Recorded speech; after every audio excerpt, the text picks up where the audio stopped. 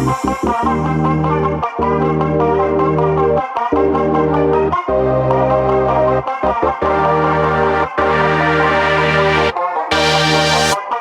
in, everyone, to a post-Christmas edition of Late Night Baseball. That's Parker. I'm Anthony. We're zen. We're chill. It's after Christmas. Gifts have been open. Kids are as hyper as ever. I speak for Parker and I when I say they are absolutely bouncing off a wall. The fact that I'm even here talking to you today is a little miracle in and of itself. But we are here. We're talking baseball like we always do here at Late Night Baseball, and we're getting towards the end of the year. So today we have quite a full docket, I think. Number one, we're going to talk about one of the legends of the game who we lost here this past week. We will discuss what else do we have today. We're talking about what's going on in the hot stove, which is not a lot, and then we're actually going to be giving out 3 MLB resolutions, New Year resolutions, and that could be to players, that can be to teams, so you want to stick around for that. We'll wrap with that today. Parker, how was your Christmas, man? It was good. I had a great time at Christmas. My kids didn't wake up until like almost 7, so I think they're broken. Either that or they were just giving me all the time in the world to be ready for the chaos that ensued over the next however many hours. It was a great time though. It was really good. We didn't, we live pretty far away from the rest of our family, so we pretty much just spend all of Christmas with each other, and I don't know, it was a good time. Just hung out as a family in the house, super quiet, super chill.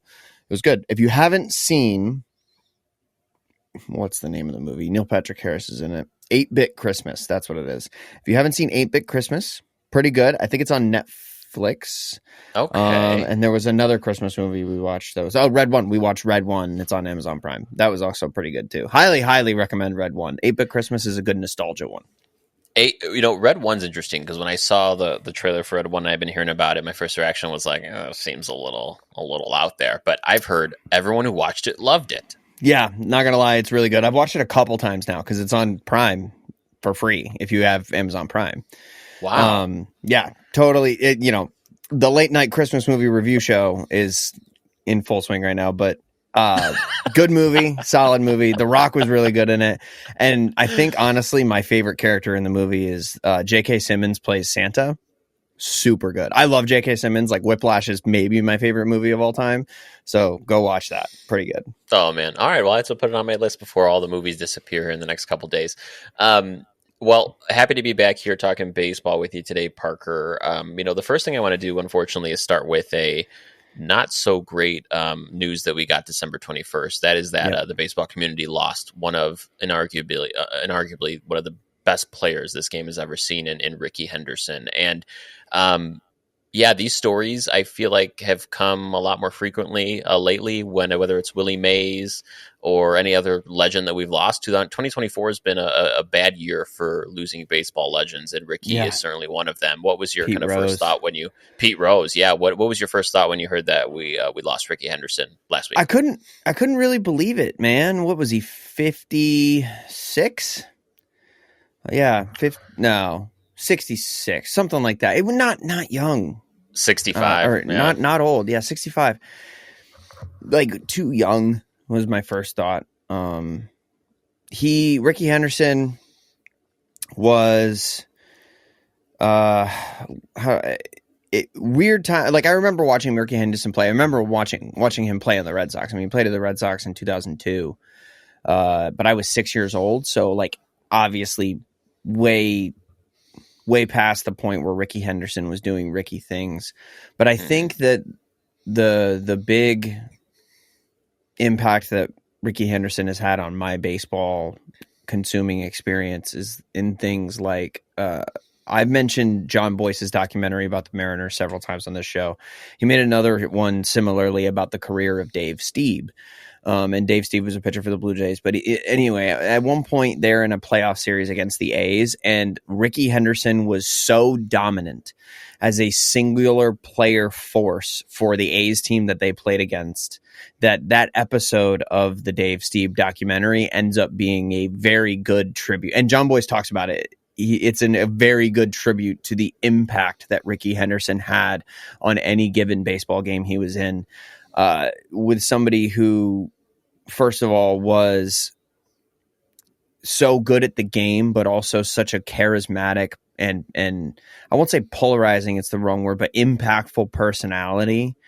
I think he was one of those players that, like, if he's on your team, he's your favorite player. If he's on the other team, you can't stand him. And I think those people, like, much like the heel is a necessary element of professional wrestling, and like the antagonist is the necessary part of every story.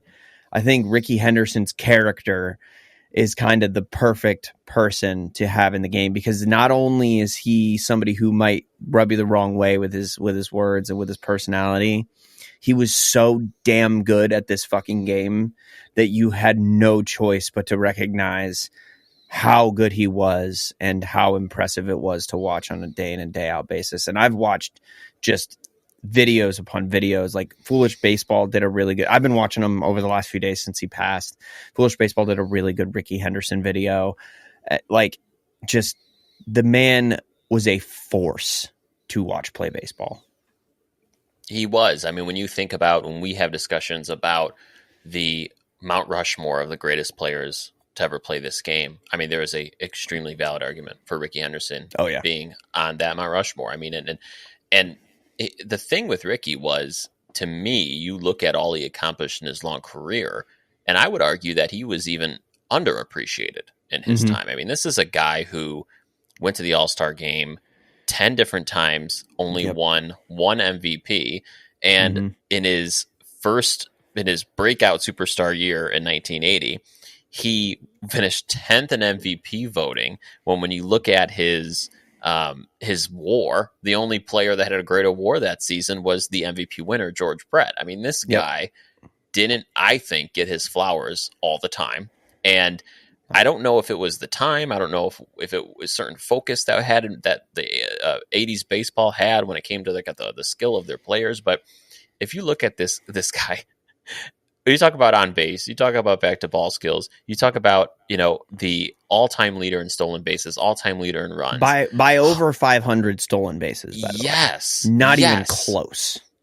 100 steal seasons. Like, we can have a whole separate discussion on whether or not that's possible again, even with the bigger bases and all that jazz. But there's something to be said about someone who played such a complete game as he did. And I don't think people realize that he was someone that it wasn't just about speed and agility for him. Like, he had above average major league power. Like, he had two different 28 home run seasons.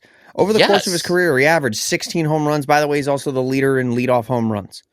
Correct. Like, this is a guy that I don't think people realize when they think of Ricky Henderson. Of course, you think about the stolen bases, but this was he was truly a five-tool player, and I don't think he gets recognized as such as often. Not at all. No, not at all. He's so special. Like, he's just in and of himself completely unreplicatable. Just to point out one more thing about because it's easy for us when we're trying to point out everything other than the stolen bases to kind of gloss over how incredible he was at stealing bases.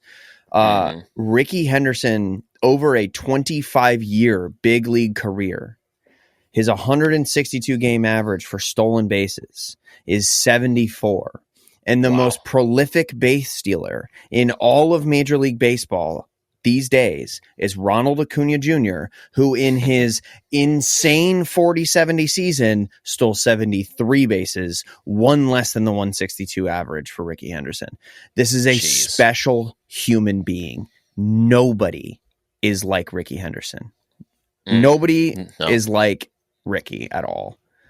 No, not at all. And I think, when we look at some of the greatest players in our game, I think there's always two discussions we tend to have. We tend to look at, of course, the career stats, but then we look at that extra layer of this, which is postseason performance. And I think that makes the measure that makes the measure of a man in this sport is how do you show up when the bright lights are on and it really matters. And when it comes to Ricky, what he did in the postseason, he is perhaps one of the top performers in baseball history in the postseason. If you look at his 3 World Series that he was in, this guy batted .339 in the World Series, 14 World Series games. That is insane. If you have over a 1,000 OPS over the course of 14 games, you had a really good couple weeks. And to have that really good couple weeks in the most important games you will ever play in your entire life, that is just incredible. Ricky Henderson in 14 years, and I wish I don't know my way around BREF as much as others, but if you take away the one bad NLCS he had, I want to know what his numbers are. But in 14 series, including a terrible solo performance in 6 games of an NLCS at one point in his career, he still had an 830 OPS. Yeah. 831 OPS. That's insane. That's an all-star in the most important games you will ever play. Yeah, it 100% is. I mean, he really ranks up there with some of the greatest that have ever played our game. I'm trying to find what I actually found earlier that really summed it up really well. I'm trying to find it because it kind of blew my mind. Where was it? He was the MVP of the 89 ALCS, which is the Toronto one that he played against Dave Steve that I referenced earlier. Yes. So one of the going back to the whole 14 career World Series games that he played, in his whole World Series catalog, 339, like I said, 448, 607. Those numbers translate to, in the World Series for current day numbers, a 194 WRC plus. Wow. And that, I know. Now, where does that put him, folks? That puts him sandwiched between Babe Ruth and Lou Gehrig. That tells you everything you need to know. Yeah, that's insane. Like I said, I'm trying to figure out BREF here, but yeah. So the 1999 NLCS was that bad one. Every other playoff series that he had was dominant, basically. There is that in particular. If you want to see, and I know I mention this all the time, but I'm going to say it one more time before we get off the topic. Go watch the John Boyce documentary on Dave Steve. Go watch the portion of it where it covers the 89 ALCS, Toronto versus Oakland, and go watch how Ricky Henderson single-handedly won that series. In 5 games, he had a 1,600 OPS and a 400 batting average. That is, he had 8 stolen bases in 5 games. And that's probably a low number for him. He was an incredible ball player. Just to put in perspective too, 23 plate appearances, only 15 at bats, which means you're either getting on base with a walk or you're pushing in runs with a sacrifice fly. So he's just an incredibly productive offensive player. And on top of that, he had the speed to be, he won a Gold Glove. And I don't know any of his advanced defensive metrics because they're really hard to talk about prior to StatCast, but not a liability in the field whatsoever. No. And one of the things that, here on this show, we give a lot of love to our Oakland A's, to our A's fans and that A's franchise. I think we have a special place in our hearts for that franchise. And I can tell you, no one embodied the A's more than Mr. Ricky Henderson. This is a guy who grew up in Chicago, moved to Oakland, grew up in Oakland. The hometown kid was drafted by the Oakland A's, spent all of his career there. His best seasons were in Oakland. And this is a guy that was just green and gold. There's a reason that field at the Coliseum was named Ricky Henderson Field. It's not very often you name a field after somebody who's still living. Ricky Henderson's the guy to do that, for sure.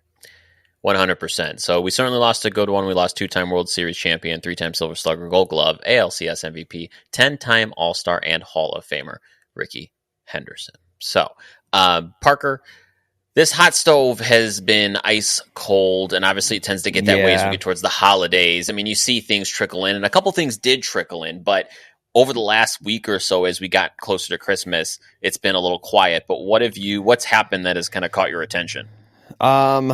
Okay, so one of the the Red Sox, I will bring this up so that I don't have to talk about it again. Giovanni Moran traded to the Boston Red Sox from the Twins for Mickey Gasper. Tiny move. Doesn't mean any. You're really going to bring that up?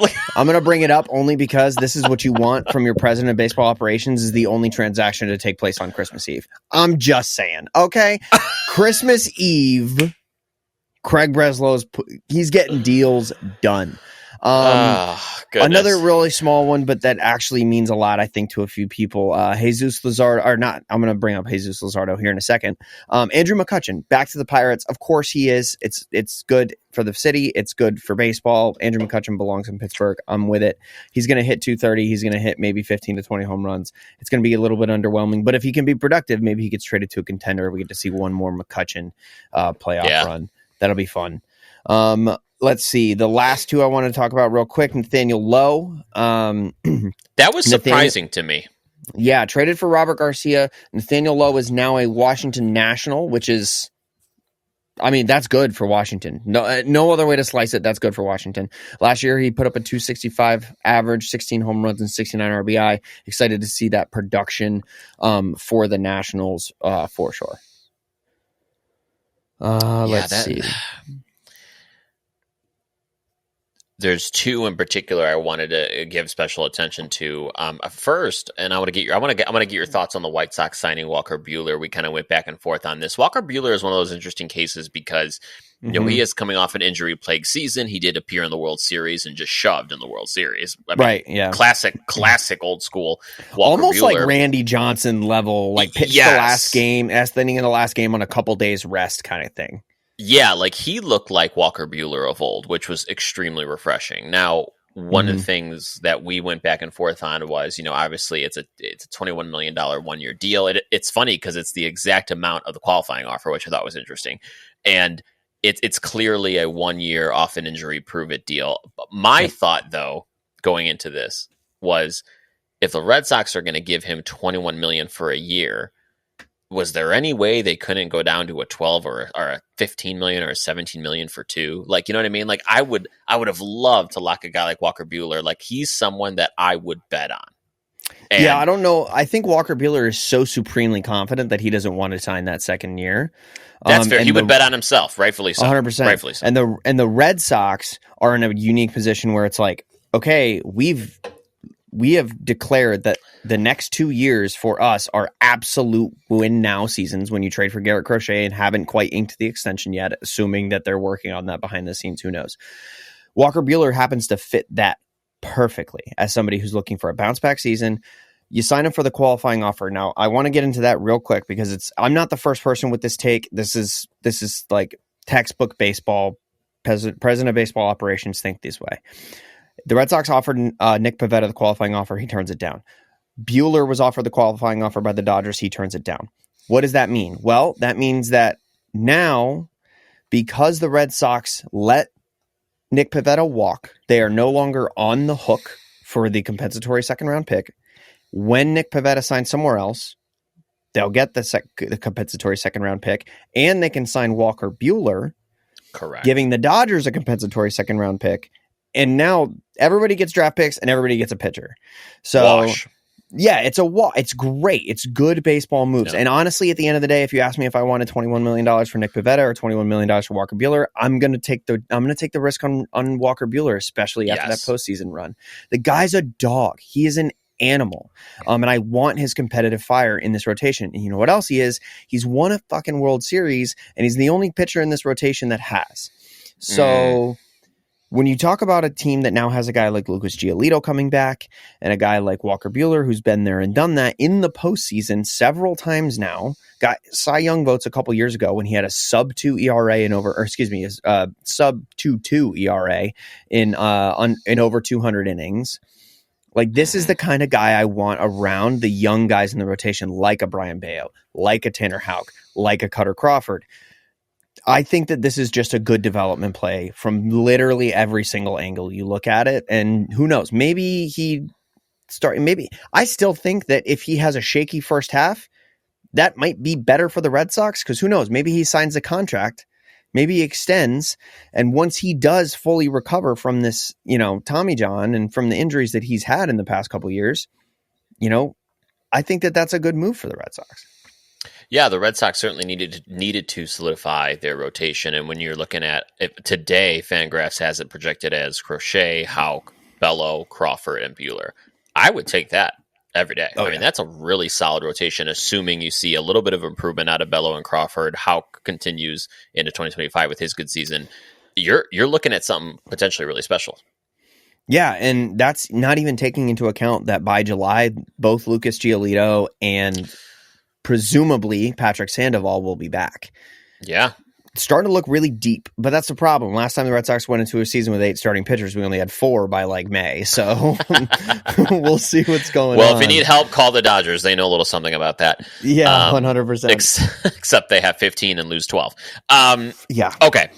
So that solid move by the Red Sox, no doubt about it. One of the things we've constantly talked about here is there's these teams that really had a down 2024 that need to see marked improvement. And one of those teams is the Rangers. And the Rangers went out and acquired Jock Peterson. They actually signed Jock Peterson to a 2-year, $37 million deal with an opt-out actually after next season. And Jock Peterson, Parker, is just...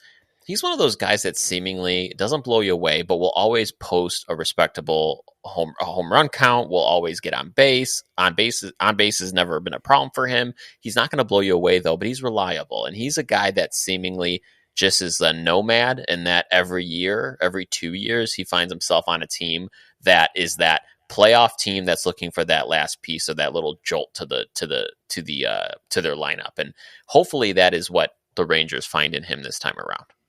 Yeah, so Jock Peterson fits a very specific demographic of MLB team. Somebody who needs a platoon bat that doesn't need a fielder to be in that position, which is like very few. The Rangers happen to have a very young and a very defensively sound outfield that they can play around and let Jock Peterson get his at-bats at the DH position.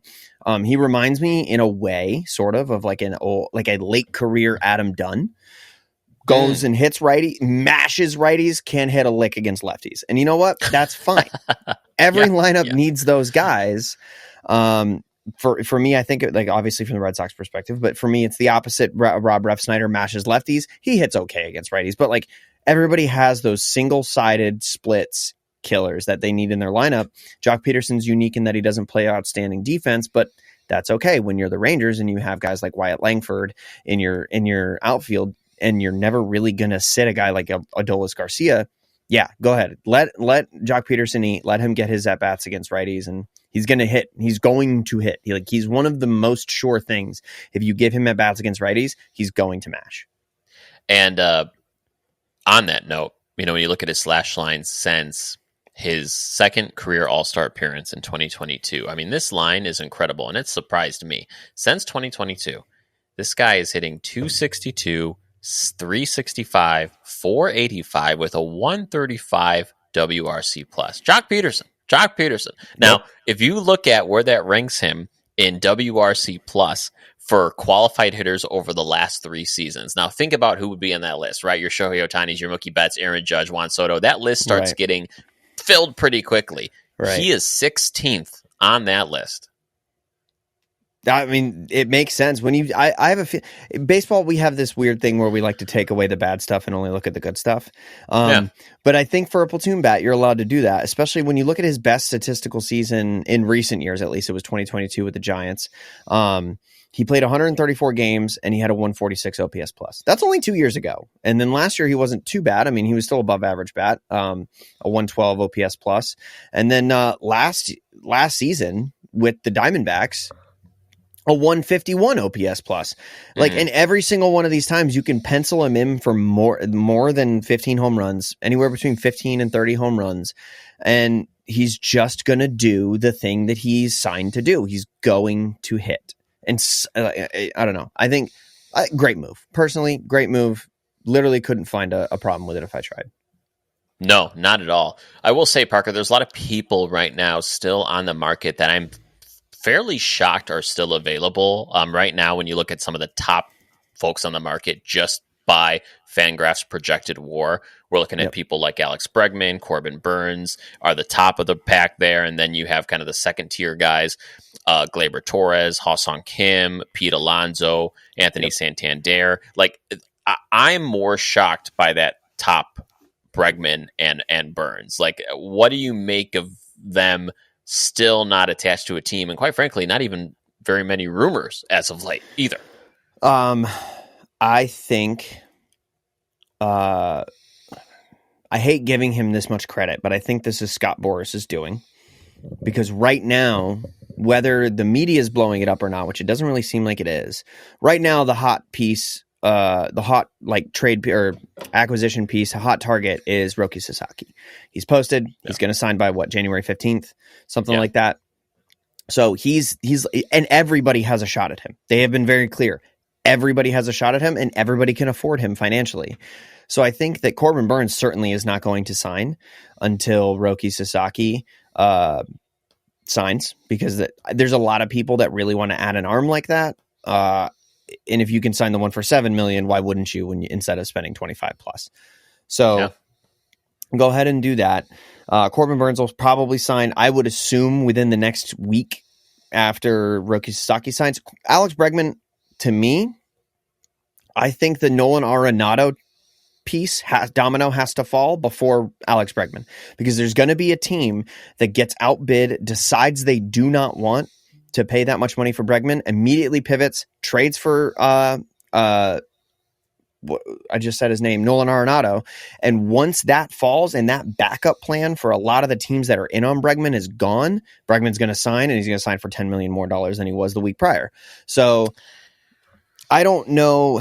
I think that there's the way these off seasons tend to work out is like, wow, there's not a lot of time left, and these dominoes all have to fall, and then they fall in rapid succession. And I think things like posting Roki Sasaki, and last year we had Yamamoto posted, and the two people that weren't signed at the time were Blake Snell and Jordan Montgomery, both pitchers. I think that these international postings hold up the offseason while in a bottle. That's an exciting 45 days of trying to figure out who's going to do it. It really, like, the offseason's not as long as people think it is. It's only like 4 months long when you really think about it, and then take 3 weeks out for the holidays. 45 days is a long time for a posting process. It is. You know, the case of Alex Bregman's a little interesting because he is, I suspect there is either a bidding war going on, number one, or number two, teams are really balking at his asking price. And I think Alex Bregman is one of those guys that Scott Boras went really high on, which I understand the logic. Yep. I think teams are nervous about that, but let's just assume it's a bidding war situation. There are a number of teams after they lost on Juan Soto, the Red Sox, the Yankees, the Blue Jays, that I'm surprised this thing hasn't moved, because those teams need to be uber aggressive getting someone like Alex Bregman signed and locked in. So I don't know that if you're in that position that you're having a debate about Bregman versus Arenado. I think, at least in my opinion, I think Bregman's on top of Arenado, and like you said, Arenado's the backup plan. But if you're any one of those teams, it strikes me as odd that you weren't uber aggressive and kind of shut this down already. My only response to that would be, particularly from a Red Sox perspective, they are uniquely positioned where they have players coming up who could play those positions. So let's look at it this way. Bregman signs with the Red Sox. He's probably going to play second base this upcoming season. Okay, second base is the only hole they have. They could theoretically fill that hole by trading for a Nolan Arenado, moving Rafael Devers to first base, switching Tristan Casas to DH or trading him, and then having Christian Campbell come play second base. They can do either move, and I think that they might be the team holding this up, because I think this is wishful thinking, but I think Bregman wants to play for the Red Sox. Maybe. And because the Red Sox have 3 different options to fill this second base / third base potential vacancy that they have, that the asking price just isn't going as high, like you said, as Scott Boras wanted. Yeah, no, I think that could very well be the case. I mean, they always say, right, like if you want to add talent to a team, worry about where they're going to play later. And Alex Bregman is a natural case of that. I mean, he came out at the beginning of the offseason and said, hey, I'll play second base, right? No problem. So I don't think that's an issue at all. I think the Red Sox are uniquely situated to take him on right now. Yeah, and I think that I think he also just wants to be in a position to do as well as he possibly can. Sure. I wouldn't be surprised if the Red Sox sign him to a Carlos Correa style. Like, I think Carlos Correa is the first one in the modern landscape to sign one of those deals where it's like 3 years, all of them have opt-outs, $30 million a year. And if Bregman goes and plays 81 games for a year in Boston before hitting free agency again, we already know he rakes there. So I think it also gives the Red Sox a unique opportunity to develop Christian Campbell for one more year and maybe fill out this lineup in a different way down the road. But right now, get Alex Bregman's production in the lineup, but also let Bregman get a season to actually have a Bregman season that he didn't have last season. So I really would not be surprised if we see Bregman sign one of those Scott Boras, Carlos Correa, go to the Twins, have a prove it year. If you don't, you have 2 more years that you can just opt into. Yeah, I mean, minus the ankle goblins, I think that's a great idea. Yeah, we never know what those ankles are what you're gonna find. All right, Parker. Well, it's gonna be interesting to see kind of what happens over the next 2 weeks. I think you'll start to see things pick up. Certainly, kind of real quick before we move on. I was gonna say there's a couple more moves I want to talk very briefly about. Number one, Jesus Luzardo to the Phillies. I love this move. I think Jesus Luzardo has a massive upside. I think he's going to be very good in Philly. I think their rotation is truly like a monster now. Not that it wasn't before. I think they had one of the better rotations in baseball last year, but it's absolutely stacked now with Jesus Luzardo coming in. And Josh Naylor, hate that. Great move for the Diamondbacks. Terrible move for the Cleveland Guardians. Don't know why you would, 1, break up the brothers. Number 2, just pay the man. Like, I feel like this is just one of those like don't want to pay classic Cleveland moves where the only person they're ever going to pay is a hometown half price discount for Jose Ramirez. Right. But Naylor's going to go and do Naylor things for the Diamondbacks. So love that for them. Hate it for the Guardians. And then the last one, tongue in cheek. Congratulations to the White Sox for acquiring Cam Boozer. I don't know if you know his story, but he's oh really? Okay, so he's actually super fucking cool. He was in the minor leagues. He got hit by a car, broke his back, left professional baseball for years, went and was a high school shop teacher. And then one day, like, it was like the movie The Rookie. He was like throwing and somebody was like, dude, you still throw really hard. And he was like, okay, well, I feel great now. Let me try to go make a comeback. And he made a comeback and made that comeback last year with the Red Sox. And he's a lefty, man. He'll go get some lefties out of the bullpen. So, I mean, I like him. I like his story. He's going to be up and down. He's not the best bullpen piece, but I love his story. Yeah. That's really cool. No, I'll be paying attention to that. That's an interesting pickup there. I like those. The Sox like those guys. Like, let's try to remake them and put them through a kind of a pitching rehabilitation process. They're really good at that. Also, I don't know if we talked about this or not, but your whole list there reminded me that the Yankees finally secured their first baseman in Paul Goldschmidt. We didn't even talk about that. Finally. Now, let me ask you something really quick. Oh, boy. Would you rather take the Dodgers 4 MVP lineup or the Yankees 4 MVP lineup? It's really no contest, Parker. I think we both know that. I still, for some reason, how do I say this? The Yankees, they try and they try and they try to build a lineup. But the problem with the Dodgers is they build a lineup of are nows, and the Yankees are building a lineup of has-beens. And this is the problem. The only non-has-been on that team, I think, is Judge. Well, I guess Correct. Stanton in the playoffs is good, but like in regular season, he's how many home runs he hit last? Didn't he have a Stanton season last year? Maybe he did. Let me look him up. He did. I think it was the second half he picked it up, which carried over into the playoffs. But like, hey, if there's a half to do it, sure. I mean, just the Paul Goldschmidt thing. What? 0.7 WAR. He did hit 27 bombs. Well, 115 OPS plus. So like, he actually had exactly a Stanton season. All he did was hit bombs. Yeah, which I mean, Stanton.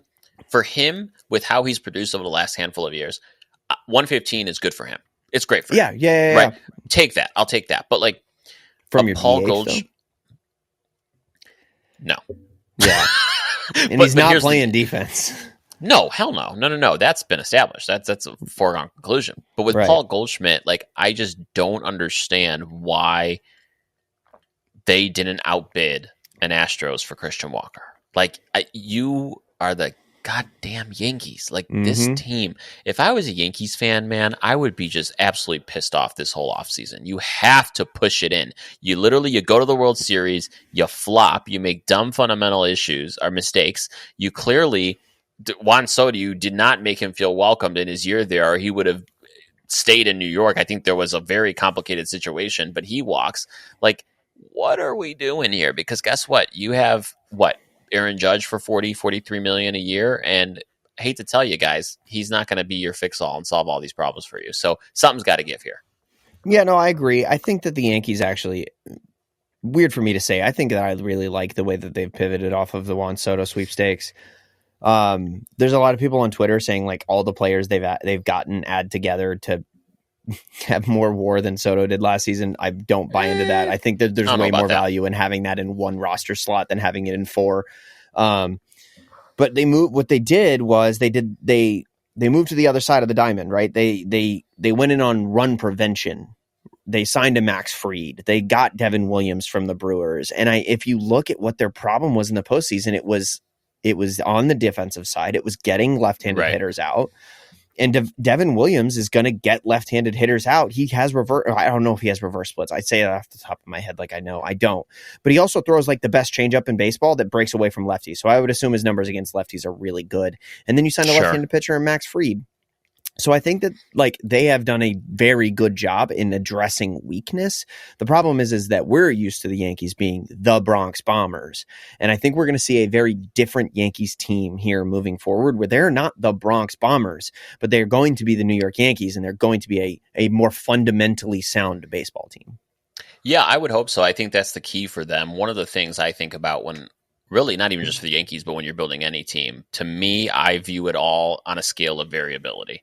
And for me, when I'm building a team, I want the most sure bet as possible. And that's, I think, the issue with this current team. When you look at a Paul Goldschmidt, a Cody Bellinger, Giancarlo Stanton, all in the middle of that lineup, those aren't not as sure bets as you think they are. They have had just a wide range of seasons over the last 3 to 4 years. And all those four guys could bat 205, or they could all bat, 305. And you just don't know. And that's where they could find themselves in some trouble if those guys have off seasons, and it's a very well within the realm of possibility. They're not sure bets. And that if I'm a Yankees fan and I'm a team that has the investment and the resources to get sure bets, I'm a little disappointed. Now, this conversation goes an entirely different way if Bregman signs with the Yankees. I would agree with that. That's the most sure bet. Yeah, I think Bregman signs with the Yankees. Now they have defensively very good at third base. Jazz Chisholm can go back and play second base. Cody Bellinger's playing center field. Very, very, very good defensive team. Like, look at that. Yeah. Look at what this team couldn't do in the playoffs, and look how they addressed it. They couldn't get left-handed hitters out pitching, and they couldn't play defense. Well, there you go. You're not going to get much better than literally having a Gold Glove caliber center fielder, a Gold Glove caliber third baseman, and returning Jazz Chisholm to his natural position, in which he was borderline Gold Glove second baseman. So, personally, I hate to say it, but especially if they sign Alex Bregman, I think this is a very different Yankees team and a very dangerous Yankees lineup. Yeah, that would be the final piece, I think. So we'll see what happens there. But for them to get just Bregman go sign the most expensive available bat on the market. Just go do that, and then you're good. Right? Honestly, that's the Yankee way, right? Like get the big guy, and I think Alex Bregman would definitely go a long way to solidifying their lineup. So we'll see how that goes. Now, the Yankees learned a lot in 2024. All these teams learned a lot in 2024. It was a crazy year for baseball. We saw some surprises in the offseason. Or at least in the playoffs. We've seen some teams take huge steps forward, large steps back, and that's just really with the way the whole sport is structured right now is really just a fun watch, because you're seeing the expanded playoffs, you're seeing a balanced schedule, you're seeing teams that are no longer tanking but are either trying or kind of riding the line, and it has made for some really exciting baseball. But that means that teams that have once dominating seasons go into the next season, and they are not the teams they used to be, and it could change very quickly. So I figured, Parker, it'd be a good idea to talk about some New Year's resolutions for some players and some teams. So we each came up with 3 New Year's resolutions that teams or players should really give an old college try on in 2025. So what is the first one that you had in mind? All right, so my first one is 2, because I'm cheating. But I want 500 at-bats out of Mike Trout, and I want 180 innings out of Jacob deGrom. Love that. I mean, if there's any two guys that need a revitalization of their career, it's those two guys. Yeah, I just want health. I want them to work on, like, get in contact with LeBron James's trainer, work on some pliability. Let's get some mobility work in.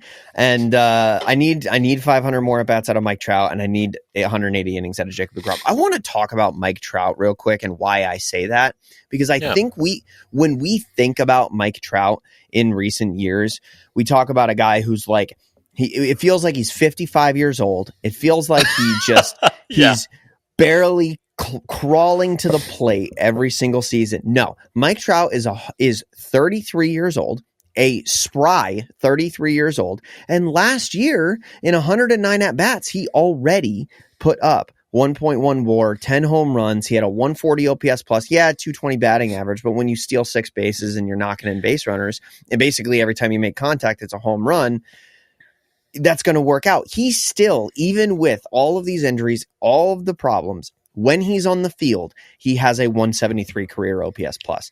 He has a 991 OPS. So all we need is for him to be healthy. We just haven't seen it basically since 2019. I mean, you couldn't be more right, because even the projections, you look at Steamer Fangraph projections, they project him literally how what you just said. As long as he's playing games, he's going to produce. They have him projected for 130 games, which would be in line with what you want him, how much you want him to be out there. If he is playing 130 games, they have him projected at 31 homers, 79 RBIs, 3.7 WAR. That's Mike Trout. That's Mike Trout. He's always going to be Mike Trout until he hangs up the spikes. And kind of in the same vein, Jacob deGrom, when he's on the field, is still Jacob deGrom. In 3 starts last year, he had a 1.69 ERA, a 1.1 whip, and in 10 2/3 innings pitched, he struck out 14 batters. He's still Jacob deGrom. He still has a sub-1 whip over his career, and he has a 2.52 ERA. I need him to make starts. I need him to keep pitching. Can we talk about the bigger problem? This is What's the bigger problem? That Michael Trout is still on the Angels. That's the problem. That's a big problem. Yeah. He's never not going to be on the Angels, though, right? Like, he's never he's stuck there. That's what his contract. I mean, how many years are left on that contract? He was one of the first super contracts. His contract runs through 2030.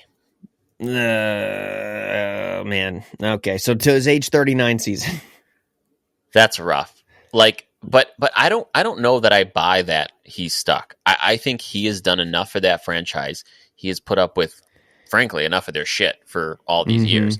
If he really wanted to trade, they would do him the solid. I think they would. And quite frankly, he is still, despite the injuries, one of the most revered, talented people in this sport. I just would hate to see him get the Ernie Banks treatment with the Cubs and be one of the best players of franchise history and never play on a winning team. That's terrible. Yeah. So I might have been to more. I think besides Fenway, the place I've been to most games might be Angel Stadium. That guy he's like the second coming every time he has an at bat. The place lights up. It is absolutely insane. They play like a video montage of just him before the game. Like, he's everything to this Angels fan base. Now, has he done enough? Can he get out? I don't know. If I'm the Angels, I would trade him, period. Because I know that if he does happen to piece together a 135 game season, he's going to be maybe the MVP that season. And I mean, but the problem is no one else believes that he'll be healthy. But so secondarily, though, if you keep him and he does that, congratulations, you have a guy like that on your team. But I'm sorry, but Travis d'Arnaud is not going to help him. Jorge Soler is not going to Jorge Soler. Like, what are you doing around him? Still nothing. I agree. I just don't feel like the team that didn't trade Shohei Ohtani is likely to trade Mike Trout, regardless of the return, because they don't trust their fucking front office, man.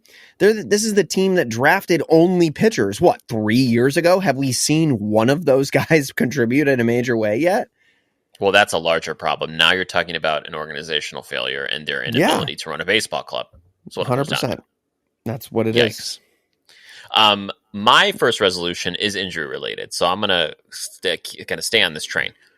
I need Ronald Acuna Jr. to have a full season. Damn it, I need him. So for those of you who don't know, okay, so Ronald Acuna Jr. is one of the best players in the sport today. We all know that. Yeah. Now he actually went through a ACL injury in 2021, came back after that injury in 2022, had one of the best seasons in MLB history. We're talking 41 home runs, 73 stolen bases, the first ever 40-40 player.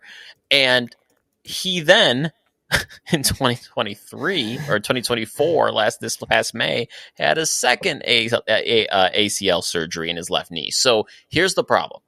Is it amazing that he went through the ACL surgery in 21 and came back and had that great season? Fantastic. I get nervous with a second. I get nervous. A second reconstructive surgery on your knee. I don't care if you're Ricky Henderson. That would be a toll on anyone's body, right? And so I really have questions about his production next year. And I think for him, the best resolution is just stay on the field, see what you can do. And I hope to God that wasn't a mirage and we still see really good baseball out of Acuna. Yeah. Yeah, no, I agree. He needs a full season. Good thing is though that he's an every other year kind of guy now, right? Like he plays a full season, gets hurt, plays a full season, gets hurt. So hopefully he's back on the field, and I hope he stays on the field for the rest of his career. I mean, I already talked about briefly his 2023 MVP season, just in kind of trying to show how Ricky Henderson was kind of like a different animal. But it really was remarkable. It was 200 hits. It was 73 stolen bases. It was 41 home runs, a 416 on base percentage, which led the big leagues, over 1,000 OPS. He's, like you said, just an absolute beast when he's on the field. And I agree. I want to see more out of him this year because he's a special kind of player. Without a doubt. What do you got?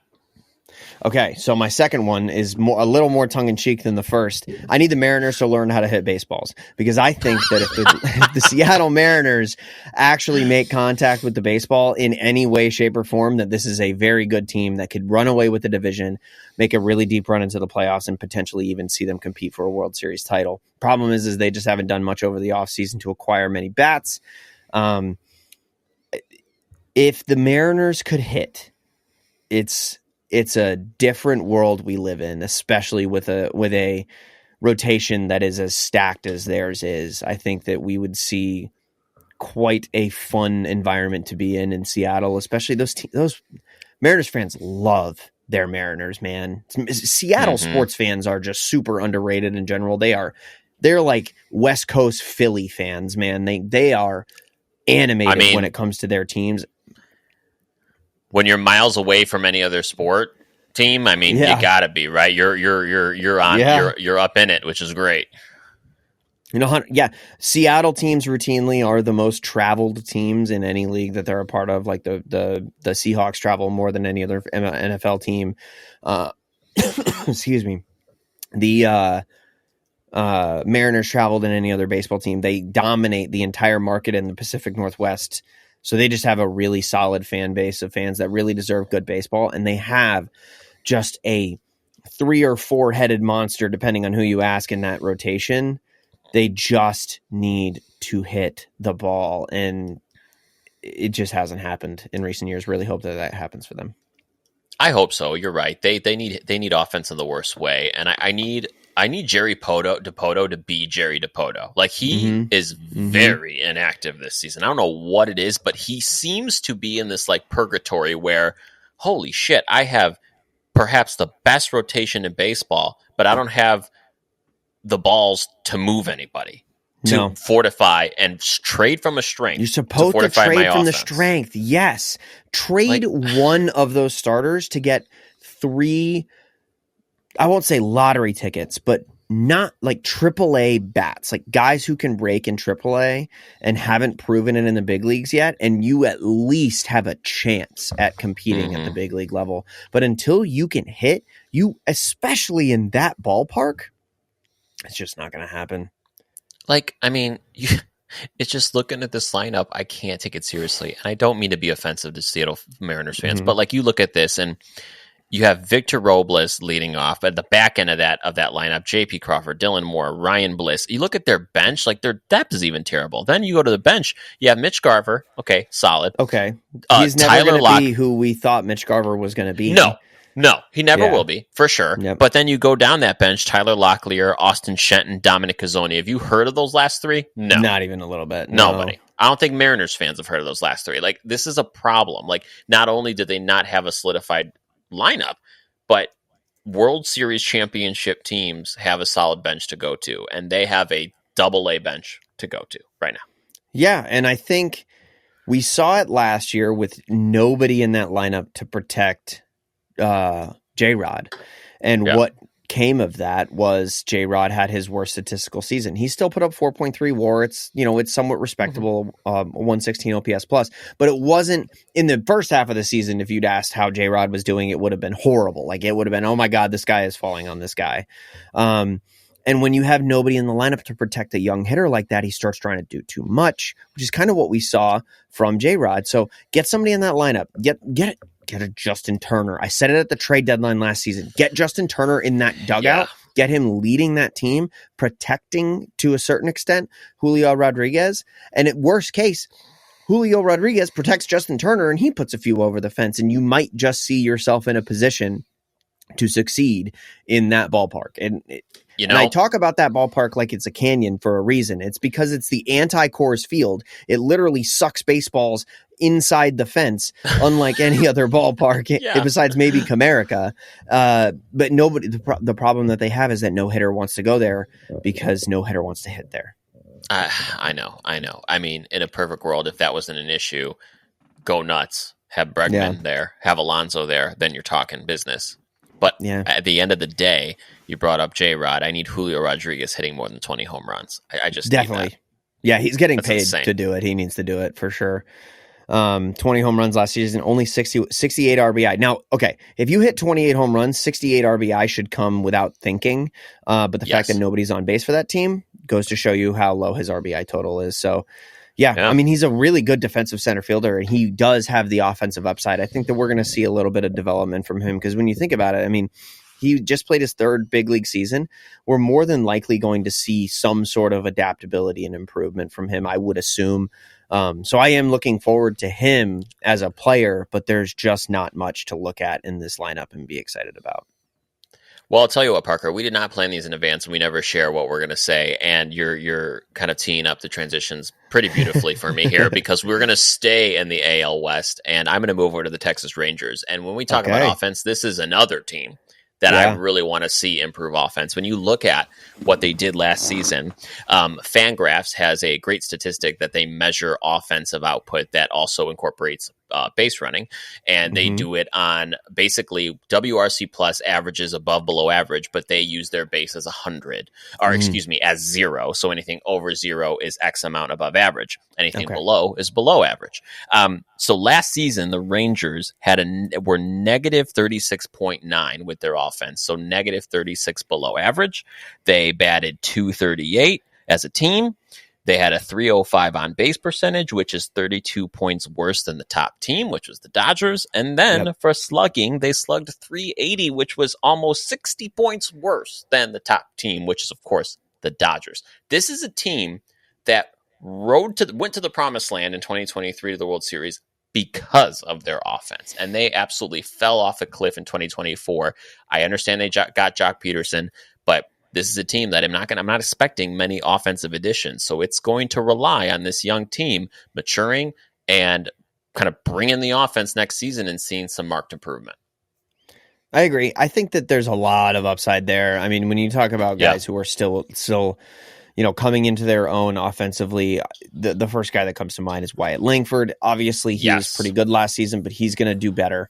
And then, Michael Lorenzen is on their batting stats leaders. That's funny. It's on Fangraphs though. He didn't actually hit this past season. Michael Lorenzen, a converted two-way player that is now just a pitcher, but that's funny. Travis Jankowski, I think, is just who he's going to be. I'm looking at names now. Sorry, off the list, but when you talk about guys like Adolis Garcia, you talk about a guy like Josh Young, talking about a guy their catcher Jonah Heim. I think we're going to see more offensive production from them. And I if I'm the GM of the Rangers, I don't know them off the top of my head, I'm not adding to the offense either. I think that they're addressing the needs that they do need to address. And I think that you bring in Jock Peterson, he's going to do well offensively, but you reinforce that rotation and you reinforce their bullpen. And I think you still have a good team, because this is a team that won the World Series 2 years ago purely based on their incredible offensive production. Largely the same names in the building still for that. Corey Seager, Marcus Semien, they're still there. They're still going to hit. So play to your strengths, add to them with Jock Peterson. I think we see a good team. Yeah, I think I mean certainly I don't want to steer anyone wrong. I certainly think if I'm betting on them to improve. I think that's more likely than not based on what you said, kind of what they have. And also don't forget they added White Sox legend Jake Berger, so that should help too. Jake Berger, he's actually like a non-zero addition. He is a very good baseball player, and he's going to be very good. Totally. I am a big. Hold on, Berger I have to look at myself. His sprint speed. I need to look at his sprint speed. I love looking at Jake Berger's sprint speed. Ooh, it's a doozy, friends. But while he's looking that up, I mean, this is a guy that you maybe have DH, you have him, rest a guy in the field maybe every fourth or fifth day, but he's going to primarily be a pinch hitter and a DH. And when you get that out of Jake Berger, this guy's hitting 29 home runs like he did in 24, which is really solid. 65th percentile sprint speed from big man Jake Berger. I love to see it from him. Okay, that is much better than I thought. Yeah, it's good. He's fast, man. Man, I knew he was faster of the lowest quartile of slow runners. He's on the top of that, but I thought that'd be worse. That's fantastic, man. Jake Berger, always impressive. Underrated. 100%. Absolutely, dude. What do you got next? All right, so my last one is my most hopeful one, and this is the one, well, I guess Mike Trout and Jacob deGrom would be my most hopeful one, but I really want to see, as my final New Year's resolution, I want to see Jackson Holliday mentally give himself a fresh start, and as well as the Baltimore Orioles franchise. I don't care that he hit 200 last season. I don't care how many games he played. He went back up and down from AAA a couple times, played for my local love, which is the Norfolk Tides. I know they're an Orioles team. Don't care. Grew up going to like 20 games a year with them. Jackson Holliday needs to have himself a big league season. I think he's got all the talent in the world. He's only 21. He just turned 21 years old. So there's plenty of time for him to develop. There's plenty of time for him to be the name that we knew he was, or were convinced he was going to be when he was the number one overall prospect in baseball. He has since graduated from the prospect list. He's a big leaguer now.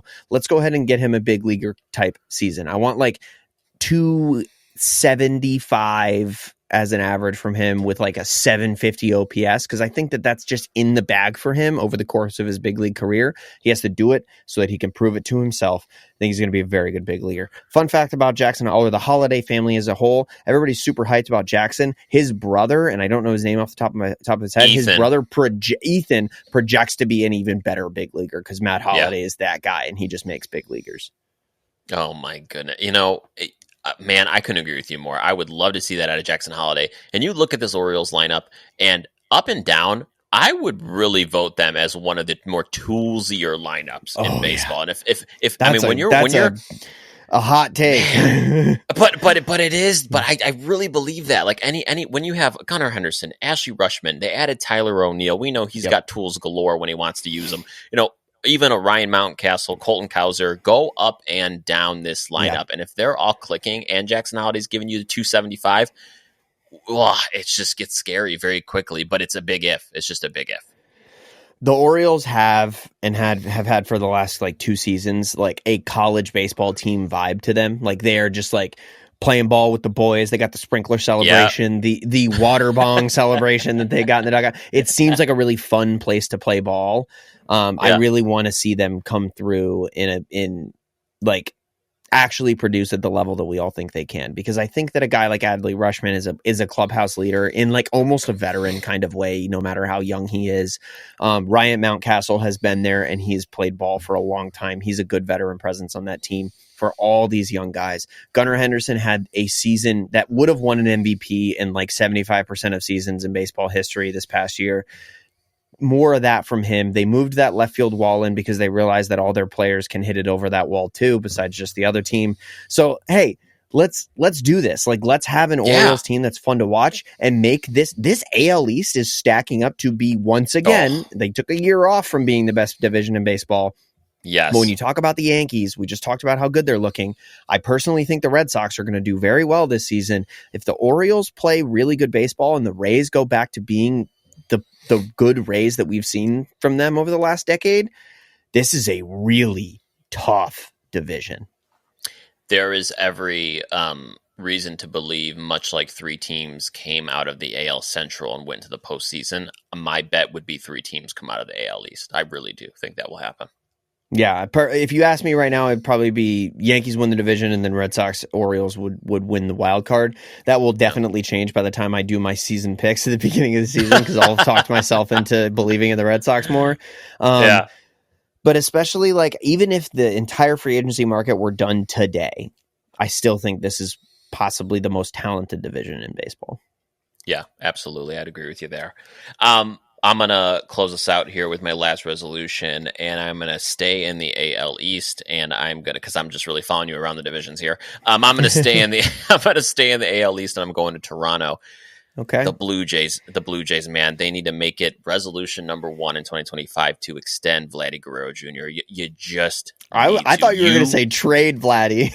No. And you know what? I'm going to be honest with you. I thought about that. I really did. But at the end of the day, I do think they trade Bo, and I think they try to get something done with Vladdy because you do not have a choice as a franchise. You do not have a choice. This is you. If you let both Bo and Vlad walk, this team may not recover for 5 to 6 years. Honestly, no, I agree. I'm trying to think of a team that like lost everybody. Like the Cubs. You know what? The Cubs. How about the 2016 Cubs losing all their guys, right?